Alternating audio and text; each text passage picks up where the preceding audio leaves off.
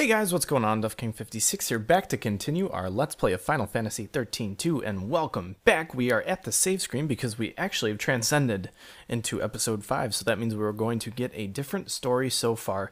And I wanted to show that to you guys because, once again, it adds to the whole experience of the game, so I'm going to get into that to you, and I'm going to sort of continue once we get past that, and we'll be in the story. Final Fantasy XIII-2, the story so far. Chocobocolina! Sarah! I shall remember your pain. No! What's wrong? Why won't you answer me?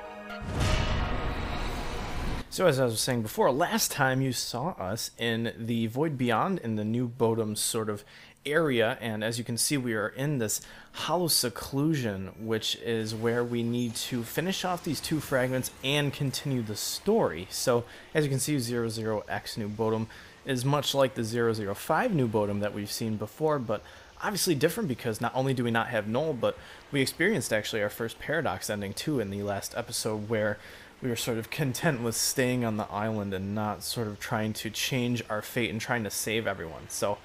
But this time we're actually going to do a little bit more exploring. We have two fragments to finish off, but we can't actually do that until we talk to someone special, until we find this meteorite that they said does not exist.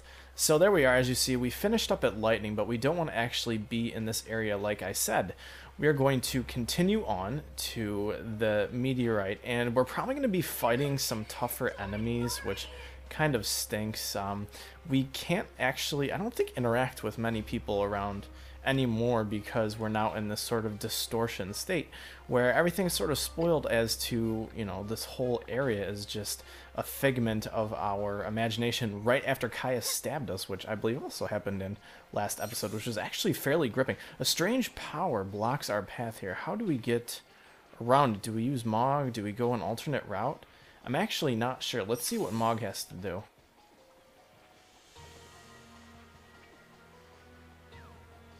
Well, it certainly isn't Mog, so let's actually go back and maybe talk to Lightning one more time. Maybe we have to deny her and say no this time instead of yes.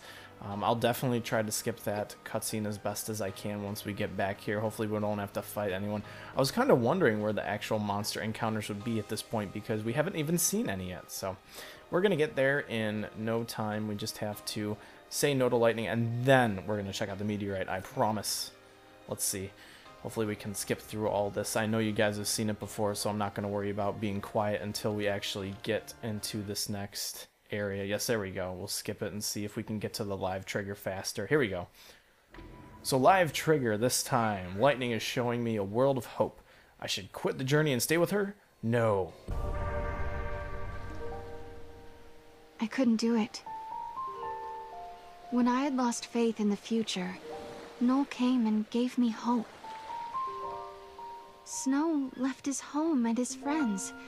He traveled through time to save others. Hope worked feverishly to save Cocoon. And then there was Vanille and Fang, trapped in crystal, holding Cocoon in the sky. I couldn't desert them to live in this world of dreams. I couldn't betray them. Lightning, I'm so sorry. No! Don't give up.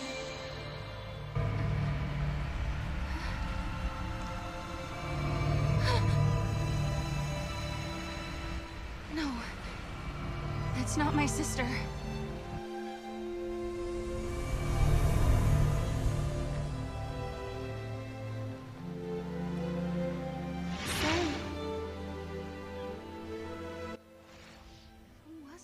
Phew, here we go. Now we have this mysterious voice calling for us, which happens to be, ironically, the strange power that was keeping us from continuing through this area.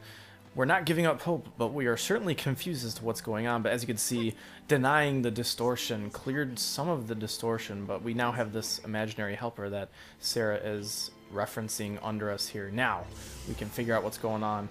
The thing about fights in this area is that they're really more trouble than they're worth, unfortunately, because we've seen all of these enemies for the most part.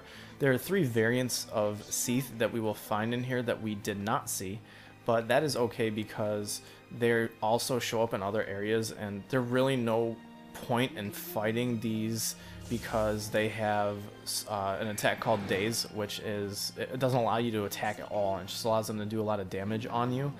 And the issue with that is only remedies can cure Daze unless you have someone to run Isuna, but if you're dazed and you don't have a party member that can run Isuna, then obviously it would be impossible to run Isuna on yourself. So it's just more trouble than they're worth. We'll play around with that later, but oh my gosh, is that Vanille? No way. Referencing the bonus episode that I was talking to you guys about before, but let's talk to her. Let's use Mog to break up this distortion. Let's interact or do something.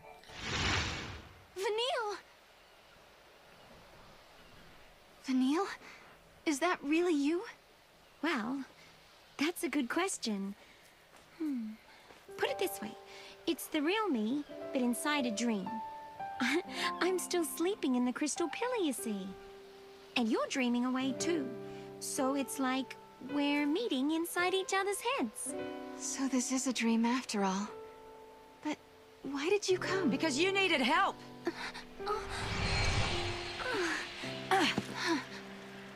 Oh, you've never met Fang before, have you? No. We've come to pull you out of this fantasy of yours. You're trapped in a dream that never ends somewhere in the void beyond.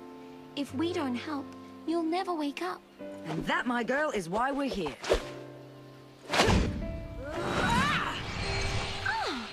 Go on, Fang.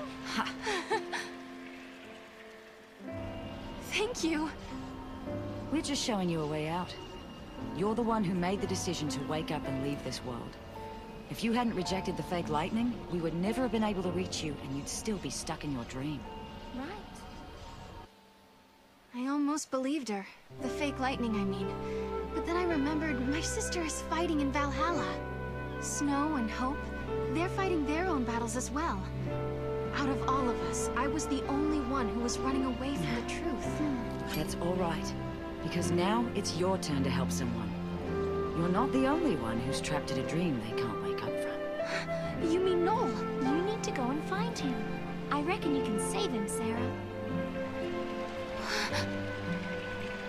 Fang? Vanille?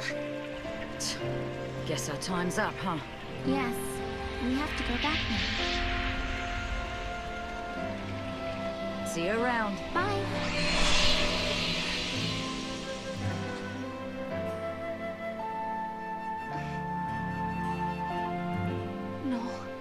I'll save you.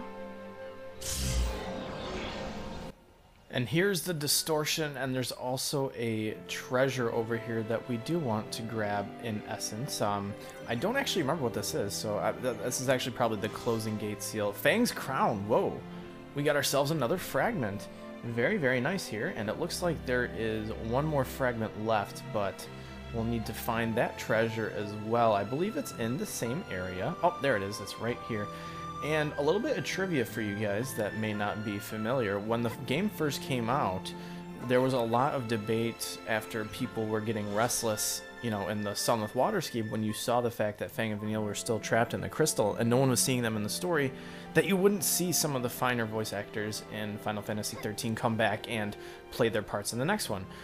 But what was interesting was when I first got the game, I was looking on Twitter and my friends were retweeting the voice actors of Fang and Vanille, saying not to worry, that, you know, they were in the studio and that they actually had a part in Final Fantasy XIII-2. And even though it came late in the game, we actually get to see them here now. And what a great connection it was, and what a great sort of synthesis of the two sisters to come in and sort of help us get out of this dream. But without further ado, without belaboring the point, let's examine this distortion. Let's get the hell out of here. Enter the space-time distortion. What do you think? Yeah, let's get out of here.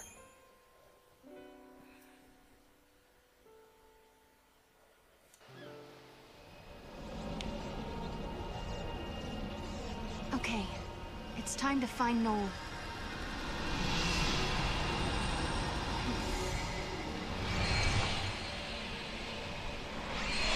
Guess what, Lightning? I met Vanille again. She saved me once 3 years ago, and today she came to help me. I owe her my life twice now. And I met Fang for the first time, too. We only talked a while, but she kind of reminded me of you. Even though they're still trapped in Crystal, they reached out to me, showed me a way out of my dream. One day, I'm going to pay them back. I promise. I wonder what kind of dream Noel is living in. Whatever it is, I'm going to wake him out of it. And together, we'll find you, Lightning.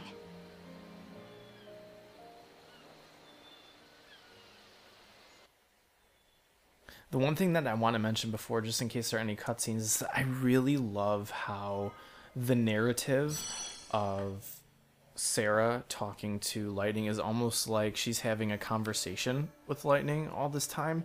It's really, really cool, and I think it's really almost settling for the viewer to see that things are at least a little bit okay. I want to check my save point here. Okay, it looks like we had a save. And it's really it's cool to hear this sort of living narrative, because the same thing you saw in Final Fantasy XIII, you had the narrator talking about what was going on while things were going on, but they were talking to other people and they were talking about other people, and it was kind of cool to see the sort of zigzag through the story. And I'm making like a zigzag like you can see it with my hand. I always talk with my hands, it's kind of weird, but we're going to go into the dying world. As you can see, this is a little bit of a spoiler. There will be Noel in here. We need to wake him up and we need to get him out now. So let's actually travel into this dying world 700 AF. There are actually 4 fragments here, but we're only going to be able to get 1. And it might be a very surprising fragment that you guys will see, and I think you will enjoy in the same light. So hopefully we can get into here and we can save Noel before he's dragged deeper into the depths of that never-ending dream that you heard Fang and Vanille talk about previously. But that is hinging on the fact that we have to load into this map, and let's just do it, please. The suspense, as per usual. Here we go. Lightning, I've come a long way, and it's all thanks to Noel. That's why when I reach Valhalla, I want him with me. So here I am, inside the memory of a lost future. I've come to lead Noel away from this cold, distant world.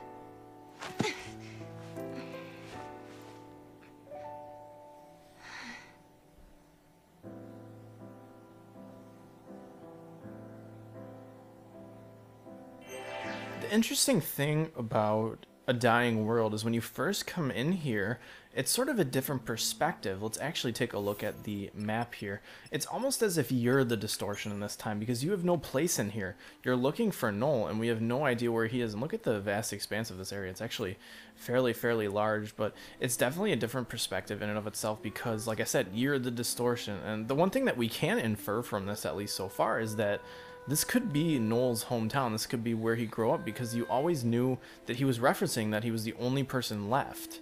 And because he's the only person left, a dying world sounds almost like a fitting world for him to live in. But man, it looks like we have some sort of creature laying down there, and maybe we'll find more out about Noel. We have to follow him through this whole level and see if we can get him out of this dream. Let's see it.